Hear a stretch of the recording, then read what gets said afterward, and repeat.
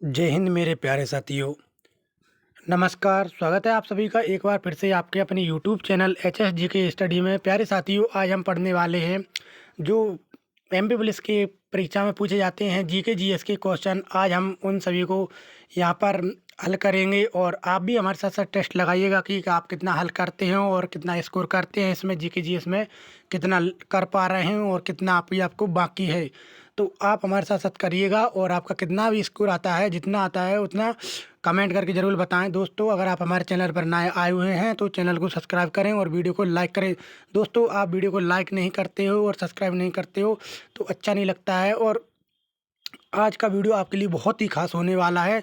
कृपया लाइक करें, कमेंट करें। दोस्तों, जो भी आपको डाउट होता है, किसी भी प्रकार का डाउट होता है और किस प्रकार से हम पढ़ाएं, यानी कि किस प्रकार से आपके लिए जीके जीएस किस टॉपिक पर लेकर आएँ, यह आप कमेंट करें कृपया प्लीज़। और अब हम इस वीडियो को स्टार्ट करते हैं ज़्यादा समय ना लेते हुए। तो बने रहिएगा वीडियो के लास्ट तक। तो आज का हमारा पहला क्वेश्चन दिया गया है आपके लिए कि भारत में सबसे बड़ा मरुस्थल प्रदेश स्थित है, मतलब कहाँ पर स्थित है। तो पहला ऑप्शन आपके लिए उत्तर प्रदेश और दूसरा है आपके लिए बिहार, तीसरा है राजस्थान और चौथा है मध्य प्रदेश। तो मेरे भाई, यहाँ पर आपका राइट आंसर हो जाएगा क्या? राजस्थान। राजस्थान इसका राइट आंसर हो जाएगा। और बढ़ते हैं हम अगले क्वेश्चन की ओर इसी प्रकार से। तो यहाँ पर अब आपसे पूछा जा रहा है कि मध्य प्रदेश एवं उत्तर प्रदेश के बीच एक सीमा बनाने वाली नदी है। कौन सी नदी है जो एक सीमा बनाती है मध्य प्रदेश और उत्तर प्रदेश, यानी एमपी और यूपी के बीच में सीमा बनाती है? तो पहला ऑप्शन है आपका यहाँ पर चंबल, दूसरा है गंभीर और तीसरा है जामनी और चौथा है बेतवा। तो यहाँ पर आपका राइट आंसर हो जाएगा क्या? जामनी नदी। जामनी नदी है जो भाई हमारे उत्तर प्रदेश और एमपी के बीच जो है कि सीमा साझा करती है, यानी सीमा बनाती है। अब देखते हैं हम अगला क्वेश्चन। तो अगला क्वेश्चन में आपसे पूछा जा रहा है कि निम्नलिखित में से कौन सा रेलमार्ग विश्व धरोहर स्थल भारत के पर्वतीय रेलमार्ग का भाग नहीं है? तो पहला ऑप्शन आपके लिए नीलगिरी पर्वतीय रेलमार्ग और दूसरा आपके लिए कि जम्मू बारामूला मार्ग, तीसरा आपके लिए कि दार्जिलिंग हिमालय रेलमार्ग, चौथा है आपके लिए कालका शिमला रेलमार्ग। तो भाई यहाँ पर आपका राइट आंसर हो जाए क्या कि जम्मू कश्मीर बारामूला मार्ग। ठीक है, बारामूला मार्ग यानी कि सेकंड सेकंड वाला भाई आपका राइट आंसर हो जाएगा। तो अब बढ़ते हैं हम अगले क्वेश्चन की ओर इस प्रकार से। तो भारत की प्रथम यात्री रेल बस कब शुरू की थी, मतलब जो भारत की पहली रेल थी वो कब शुरू करी थी यहाँ पर? तो आपसे पहला क्वेश्चन है, पहला प्रश्न ऑप्शन आपके लिए 1853 और दूसरा है 1923, तीसरा है 1835, चौथा है 1917। तो यहाँ पर आपका राइट आंसर हो जाएगा 1853। 1853 यानी कि पहला वाला इसका आपका राइट हो जाएगा 1853। अब बढ़ते हैं हम अगले क्वेश्चन की ओर। तो अगले क्वेश्चन आपसे पूछा जा रहा है कि मैसूर के शासक परिवार का क्या नाम था? जो मैसूर के शासक थे उनके परिवार का क्या नाम था? भाई देखो, यहाँ पर वो कहीं से भी जी के पूछ सकते हैं। देखो, यहाँ पर परिवार का नाम पूछ लिया गया तो यहाँ पर कहीं पर शासक पूछ लिया जाता है। तो पहला ऑप्शन आपके लिए कि बसाबराजू परिवार, दूसरा है नारायण परिवार और तीसरा है वाडियावार परिवार और चौथा है लक्काना परिवार। तो यहाँ पर आपका राइट आंसर क्या? वाडियार परिवार। वाडियार परिवार। वाडियार परिवार भाई आपका यहाँ पर राइट आंसर हो जाएगा। और अब बढ़ते हैं हम अगले क्वेश्चन की ओर इसी प्रकार से। तो यहाँ पर अगला क्वेश्चन है आपके लिए कि रोहतांग, जो रोहतांग दर्रा है वो कहाँ पर है, पूछा गया आपसे। तो पहला ऑप्शन आपके लिए भारत, दूसरा है बांग्लादेश, तीसरा है नेपाल, चौथा है पाकिस्तान। तो यहाँ पर आपका राइट आंसर हो जाएगा क्या? भारत। भारत में है अपना रोहतांग। रोहतांग दर्रा अपने भारत में स्थित है। ठीक है, अब बढ़ते हैं हम अगले क्वेश्चन की ओर। तो अगले क्वेश्चन आपसे पूछा जा रहा है कि भारत सरकार ने को नीति आयोग का उपाध्यक्ष नियुक्त किया, मतलब किसके लिए नीति आयोग का अध्यक्ष नियुक्त किया गया था? तो यहाँ पर आपसे पहला ऑप्शन है संजीव सन्याल, दूसरा है संजय मित्रा, तीसरा है रामनाथन रमणन और चौथा है राजीव कुमार। चौथा है राजीव कुमार। तो यहाँ पर आपका राइट आंसर हो जाएगा क्या? राजीव कुमार। जी हाँ, राजीव कुमार मेरे साथियों इसका राइट आंसर हो जाएगा। और अब हम बढ़ते हैं अगले क्वेश्चन की ओर। तो अगले क्वेश्चन में मेरे भाई से आप में पूछा जा रहा है कि 2017 में पर्यावरण पर विश्व सम्मेलन कहाँ आयोजित किया गया था? मतलब 2017 में पर्यावरण विश्व सम्मेलन अपना कहाँ पर आयोजित किया गया था? तो पहला ऑप्शन आपके लिए जयपुर, दूसरा भोपाल, तीसरा इंदौर, चौथा दिल्ली। तो यहाँ पर आपका राइट आंसर हो जाएगा मेरे भाई क्या? यह अपने दिल्ली में आयोजित किया गया था। अब बढ़ते हैं हम अगले क्वेश्चन की ओर। तो अगले क्वेश्चन आपसे पूछा जा रहा है कि प्रथम पंचवर्षीय योजना को किस वर्ष में लागू किया गया था? जो अपनी पंचवर्षीय योजना थी वह अपने कब लागू की गई थी? तो 1951 में यह पंचवर्षीय योजना लागू की गई थी पहली। तो यहाँ पर आपसे अगला क्वेश्चन पूछा जा रहा है कि भारत के किस राज्य में प्रसिद्ध सांची का स्तूप स्थित है। तो पहला ऑप्शन आपके लिए झारखंड, दूसरा आंध्र प्रदेश, तीसरा महाराष्ट्र, चौथा है मध्य प्रदेश। तो ये अपने भाई मध्य प्रदेश में स्थित है, यानी सांची का स्तूप हमारे मध्य प्रदेश में स्थित है प्रसिद्ध। ठीक है, अब आगे अगला क्वेश्चन कि किसके उत्पादक पर हरित क्रांति का प्रभाव सबसे अधिक पड़ता है। ठीक है, तो पहला ऑप्शन आपके लिए गेहूँ, दाल, चावल, तिलहन। तो गेहूँ, जब हम गेहूँ की खेती करते हैं आप लोग या हम लोग, जब भी आप गेहूँ की खेती करते हैं तो तभी यानी कि हरित उत्पादन पर बहुत से अधिक प्रभाव पड़ता है। तो अगला क्वेश्चन है आपका कि वो प्रसिद्ध सितार वादक जिन्हों को संगीत की शिक्षा सतना के संगीतकार मेहर से प्राप्त होती है, उनका क्या नाम है, यहाँ पर आपसे पूछा गया है, यानी संगीतकार से यह क्वेश्चन पूछ लिए गए आपके। तो आपके लिए पहला ऑप्शन है कि पंडित रघुराम मिश्रा, और दूसरा है कि पंडित जसराज, ठीक है, तीसरा है पंडित रविशंकर, चौथा है अमजद अली खान। तो यहाँ पर आपके लिए राइट आंसर हो जाएगा पंडित रविशंकर, क्या रविशंकर। अब बढ़ते हैं हम नेक्स्ट क्वेश्चन। तो नेक्स्ट क्वेश्चन में आपसे पूछा जा रहा है कि नर्मदा नदी की औसत लंबाई लगभग कितनी है। तो नर्मदा नदी की लगभग औसत लंबाई है अपनी 1300 मीटर। कितनी? 1300 मीटर।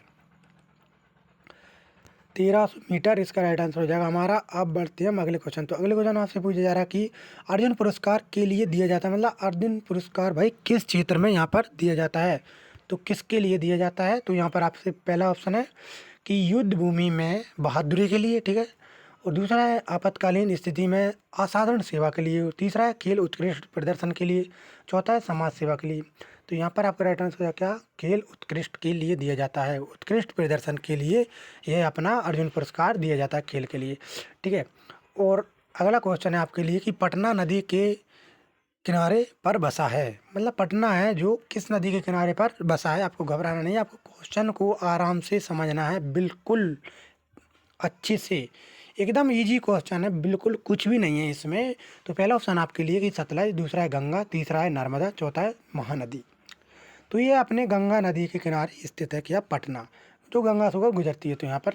ठीक है, तो अब देखते हैं हम अगला क्वेश्चन। अगला क्वेश्चन आपसे पूछा जा रहा है कि निम्नलिखित में से आर्य समाज के संस्थापक कौन थे। तो पहला ऑप्शन है आपके लिए रामकृष्ण परमहंस, दूसरा है स्वामी विवेकानंद, तीसरा है स्वामी दयानंद सरस्वती, चौथा है राजा राम मोहन राय।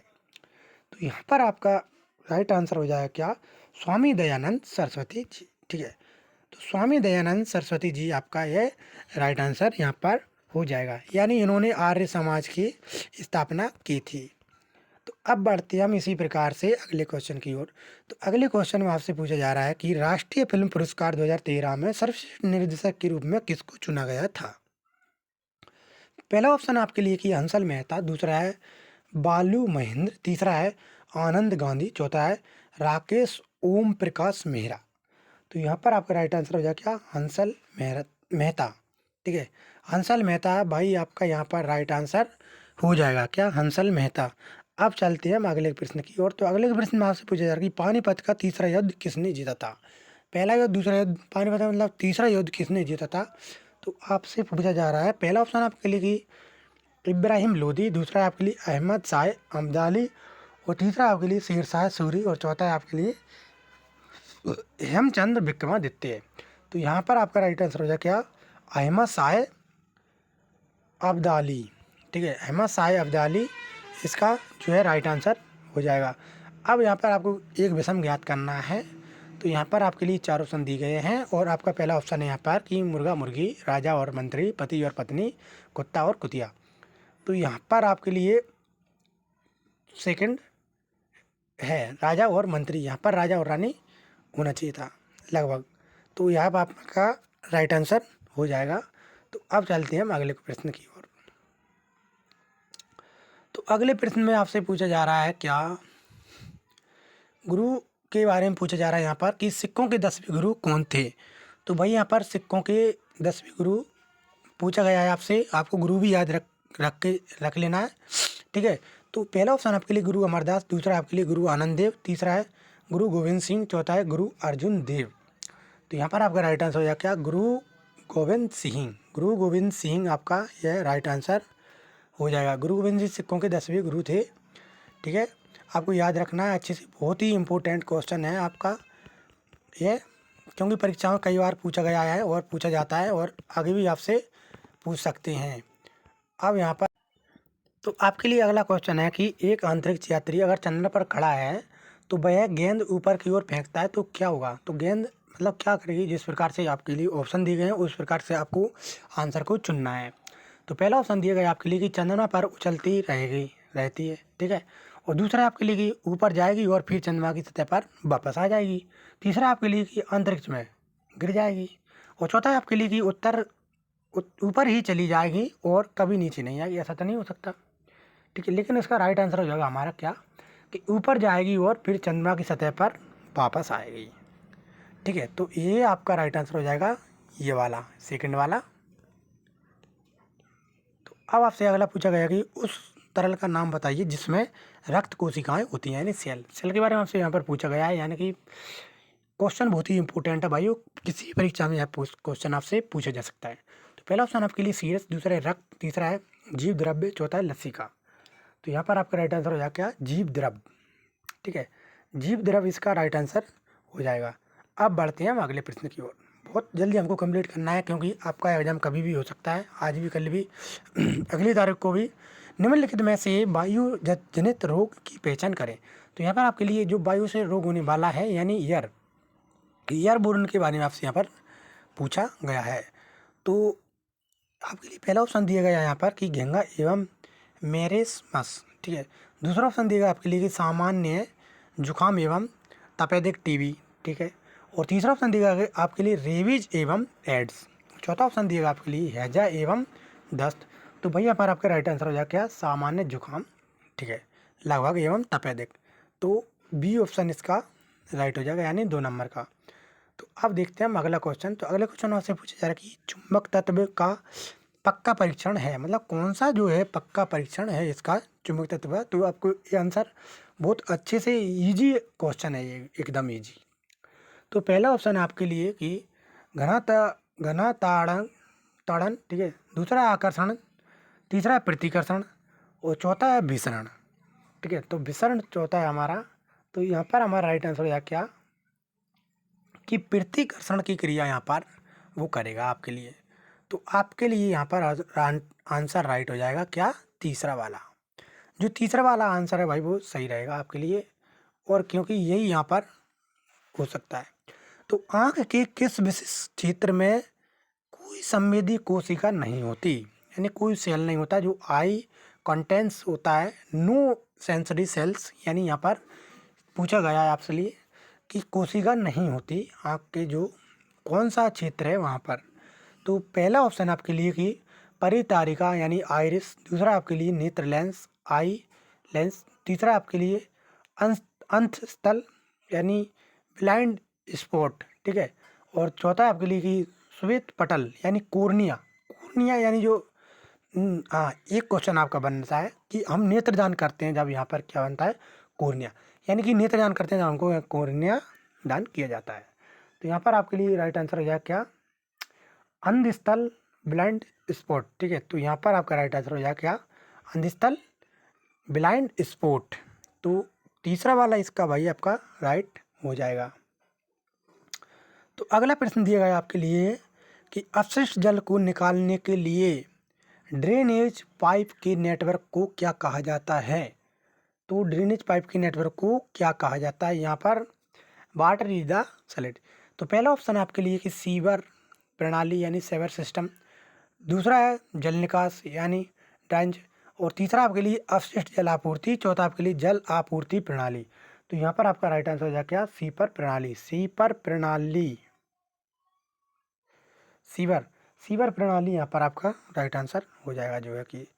और अगला क्वेश्चन दिया गया आपके लिए क्या, कि एक आयत के लिए निम्नलिखित में से कौन सा कथन सत्य नहीं है। तो आयत के लिए हम, यानी कि ये क्वेश्चन आपका मैथ से रिलेटेड है, फिर भी अपन कर लेते हैं यहाँ पर आप इसके लिए। तो यहाँ आपका पहला ऑप्शन है कि इसके विकर्ण एक दूसरे को द्विभाजित करते हैं, ठीक है। और दूसरा है आपके लिए कि इसके विकर्ण लंबवत होते हैं, ठीक है। तीसरा है आपके लिए कि इसके विकर्ण समान होते हैं और एक दूसरे को विभाजित करते हैं। चौथा है आपके लिए कि इसके विकर्ण समान होते हैं। तो यहाँ पर आपका राइट आंसर हो जाएगा क्या कि इसके विकर्ण लंबवत होते हैं। ठीक है, क्या इसके विकर्ण लंबवत होते हैं। अब चलते हैं हम नेक्स्ट क्वेश्चन की ओर। तो नेक्स्ट क्वेश्चन आपसे पूछा जा रहा है, तो नेक्स्ट क्वेश्चन है आपके लिए कि घरों में भूस परकन घरों को इससे बचाने के लिए प्रदान किया जाता है। तो पहला ऑप्शन है आपके लिए यहाँ पर कि बिजली के झटके, दूसरा भूकंप, तीसरा है चक्रवात तूफान और चौथा है बिजली। तो यहाँ पर आपका राइट आंसर है क्या, बिजली के झटके, बिजली के झटके। ठीक है, अब बढ़ते हैं हम अगले क्वेश्चन की ओर। तो अगले क्वेश्चन में आपसे पूछा जा रहा है कि जीम्नोस्पर्म में सामान्यतः उपस्थित जल चालक उत्पाद होता है, ऊतक है। तो पहला ऑप्शन आपके लिए कि जाइलम तंतु, दूसरा है आपके लिए चालनी नलिका, तीसरा है आपके लिए वाहिकाएं और चौथा है आपके लिए ट्रे ट्रेकीड। ठीक है, तो यहाँ पर आपका राइट आंसर हो जाएगा क्या, ट्रेकीड। ट्रेकीड यहाँ पर आपका राइट आंसर हो जाएगा चौथा। तो अब चलते हैं हम अगले क्वेश्चन की ओर। तो अगले क्वेश्चन आपसे पूछा जा रहा है कि निम्नलिखित में से कौन सा एक पुरुष हार्मोन है। ठीक है, तो पहला ऑप्शन आपके लिए इंसुलिन, दूसरा आपके लिए थायरॉक्सिन, तीसरा आपके लिए एस्ट्रोजन और चौथा आपके लिए टेस्टोस्टेरोन। ठीक है, टेस्टोस्टेरोन। तो यहाँ पर आपका राइट आंसर हो जाएगा क्या, टेस्टोस्टेरोन। ठीक है, और आप देखते हैं हम अगला क्वेश्चन। तो चौथा आपसे अगला क्वेश्चन पूछा जा रहा है कि निम्नलिखित में से कौन सा एक वनोन्मूलन का सर्वाधिक उपयुक्त परिणाम है। तो यहाँ पर आपके लिए पहला ऑप्शन दिया गया है केवल आवास का निवास, और दूसरा दिया गया आपके लिए केवल भूमंडलीय ऊष्मीकरण, और तीसरा दिया आपके लिए उपर्युक्त सभी, और चौथा दिया आपके लिए केवल मृदा अपरदन। तो यहाँ पर आपका राइट आंसर क्या, उपर्युक्त सभी। भाई उपर्युक्त सभी इसका राइट आंसर हो जाएगा, यानी ऑप्शन नंबर 3 इसका राइट हो जाएगा यहाँ पर। और अब दिया गया आपके लिए अगला कि एजियोस्पर्म में यह होते हैं, मतलब एजियोस्पर्म में क्या होता है। तो यहाँ पर आपके लिए दिया गया है ऑप्शन कि पहला ऑप्शन दिएगा आपके लिए कि बीज, दूसरा दिएगा आपके लिए फूल, और तीसरा दिएगा आपके लिए वास्तविक वाहिकाएँ, और चौथी दिएगा आपके लिए टेट्रिटिड। ठीक है, तो यहाँ पर आपके लिए क्या हो जाएगा इसका राइट आंसर कि वास्तविक वाहिकाएँ। अब चलते हैं हम नेक्स्ट क्वेश्चन की ओर। तो नेक्स्ट क्वेश्चन आपसे पूछा जा रहा है कि जल रोगाणु नाशन के लिए प्रयुक्त सबसे आम रसायन है। तो पहला ऑप्शन आपके लिए ऑक्सीजन, दूसरा आपके लिए क्लोरीन, तीसरा आपके लिए नाइट्रोजन, चौथा आपके लिए कार्बन डाइऑक्साइड। तो यहाँ पर आपका राइट आंसर क्या, क्लोरीन। क्लोरीन भाई इसका राइट आंसर हो जाएगा हमारा क्या, क्लोरीन। ऑप्शन नंबर 2 राइट हो जाएगा। तो अगला क्वेश्चन आपके लिए बिल्कुल नेक्स्ट क्वेश्चन है, एकदम लास्ट, कि पर्यावरणीय प्रदूषण का मुख्य कारण इसका उपयोग है।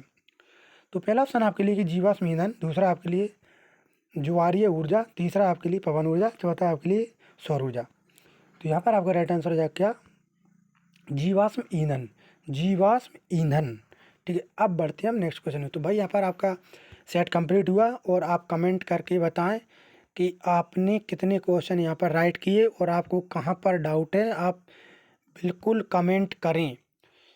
ठीक है दोस्तों, अगर आपको कोई भी डाउट होता है तो आप कमेंट करें। तो धन्यवाद, मिलते हैं अगले सेट में, अगली वीडियो में। Thank you.